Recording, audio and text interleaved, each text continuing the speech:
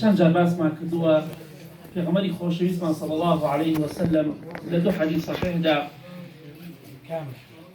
مزگێنی زۆر خۆشمان پێ دەدا. یەکێک لە حەدیثەکان کە لە صحیحات و کشان لە صحیح جامع الصغیرات و صحیحن پێغەمبەری خۆشەویستمان صلی الله عليه وسلم باسی ئەو کەسانە داکا کە لەسەر منهەجی سەحابەکانی پێغەمبەری خوان صلی الله عليه وسلم لەسەر منهەجی سەلەفی ساڵحن ڕەزا و ڕەحمەتی خۆیان لێبێت. ئەو کەسەی لەم ڕۆژەدا کە ڕۆژی خۆڕاگرتن و سەبرگرتنە لەسەر دینداری و خواپەرستی لەسەر قورئان و سونەتەکانی پێغەمبەری خوا صلی الله عليه وسلم خۆڕاگر بین، پێغەمبەری خۆشەویستمان فەرمی صلی الله عليه وسلم هەر کەسێک لە ڕۆژی سەبرگرتن و کە ڕۆژێکە بێ پڕە بێ لە فیتنە، ئەمڕۆ بە تایبەتی فیتنە زۆر بۆ فیتنەی شەهەوات بە تایبەتی شوبوهاتی دەولاوە بۆستێت. هەر کەسێک دەست بە منهەجی پێغەمبەری خوا بگرێ صلی الله عليه وسلم، منهەجی سەلەفی ساڵح بگرێ، ئەجر و پاداشتی 50 سەحابەی بۆ دەنووسرێ، 50 شەهیدی سەحابەیش. بۆیە مەبەستم چی لێرە حەدیثە؟ ئێمە ئینشەڵڵا بە ئیزنی خوا تا ئەو ڕۆژەی دەمرین خوا یارمەتی دەرمان بێت، ئەو پاداشتە گەورە دەست خۆمان دەناکەین. بۆی هیچ کاتێک ئامادەنین لە منهەجی سەلەفی لابدەین، لە منهەجی سەحابە و پیاوچاکان لابدەین، ئەوان ئوسڵوبیان چۆن بووە، چەندێ بەڕەحم بوونە، ئێمەش بەڕەحم دەبین. ئێمە لەو کەسانە دەبین کە ئینشەڵڵا ڕێز لە خەڵکی دەگرین، سەلام لە خەڵکی دەکەین، مۆڕە لە خەڵکی ناکەین. ئەو منهەجی سەحابە و تابعین و خواناسانە. منهەجی هەجرمان نییە، بۆ ئیلا کەسێک نەبێ کە 100% ئەهلی سونە لەسەری موافق بێ.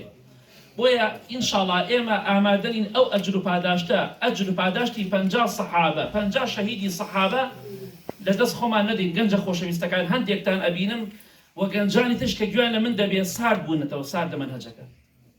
ئەو ئەجر و پاداشتە گەورە دەست خۆتان دەرمەکەن. بەخوا گەورەترین خەسارەتمەندیە کە تۆ بەقەت 50 سەحابە و 50 شەهیدی سەحابە کە لە غەزا شەهید کراوە، خوا ئەجر و پاداشت بۆ نووسی لەسەر ئەو منهەجە بی، بەخوا سارد بیتەوە لابدەی ئەو ئەجر و پاداشتە لێی مەحرومی لە ڕۆژی قیامەت شە محاسبە دەکری لەسەر. بۆی ئینشاءڵڵا ئەو منهەجە بگرن. ئەگەر تەنها بەس ئەم پاداشتەمان دەستکەوێ بۆ ڕۆژی قیامەتمان زۆرە. ئەگەر بەقەت یەک سەحابە و یەک شەهیدی سەحابە خێرمان دەستکەوێ بەسمانە. چ جای خوای گەورە بەقەت 50 شەهیدی سەحابە و 50 سەحابە خێرە بۆ بنووسێ. بۆی ئەوانەی کە سارد بوونەتەوە گەرم بنەوە، ئەوانەی کە بەردەوامن لەسەر منهەجی خۆتان لێی لامەدەن. ئینشاءڵڵا ئێمە خۆمان بە سەلەفی دەزانین، بە ئیزنی خوا هەتا مردنیش لەسەر منهەجی سەلەفی ساڵحین. ئیتر خەڵکیش قسەمان بۆ دەکا و تۆمەتمان بۆ دروستەکەن کە ئەمانە سەلامیان لێمەکەن، ئەمانە مبتەدیعن. مبتەدیع یعنی چی؟ یعنی ئێمە جەهەنمین و ئێمە لەژێر تۆڵ و ڕق و تۆڵی خوای گەورە داین. ئەو بامێنێ بۆ قیامەت لە کۆتایی دەڵێم لە زۆر شوێنی قورئانی پیرۆزدا خوای گەورە شتێکمان بۆ باس دەکات. خوای گەورە دەفەرمی ئەو کەسانەی کە خلافیان هەیە، فيما هم فيه يختلفون فيما كنتم فيه تختلفون. القرآن مش تزوري لروجي قيامتها أخوي قالوا محاسبة هم ما عندك كاتك مرقم لتويا تورقد لمن أخوانا خواسة لقيامة أخوان محاسبة ما عندك فلان كز فيما كنتم فيه تختلفون.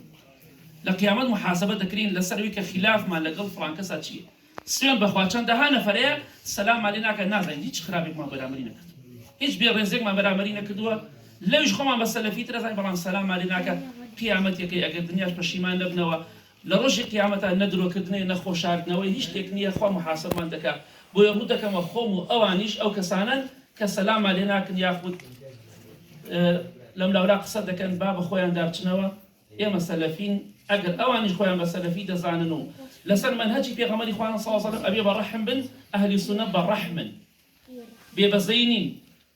خەڵک بە لە سەلەفیەت دەرنەکەین، خەڵکی بەرەو سەلەفیەت بەرین. بە ئەو منهەجە ئینشەڵڵا ئومێدم وایە لە کۆتاییدا دەڵێم، ئومێدم وایە گەشتبین ئینشەڵڵا منهەجی سەلەفی زۆر لە جاران بە قوتر ئەبێ، بەڵام ئایا ئێمە ئەیبینین یانە نازانم، بەڵام ئینشەڵڵا بە قوتر بێ بإذن خوا. خوای گەورە موفقتان کە لەو کەسانەتان بگێڕێت کە ئەجر و پاداشتی 50 سەحابە و 50 شەهیدی سەحابەمان دەسەکەوێت. وصلى الله على محمد وآله وصحبه أجمعين. خوای گەورە پاداش کردان.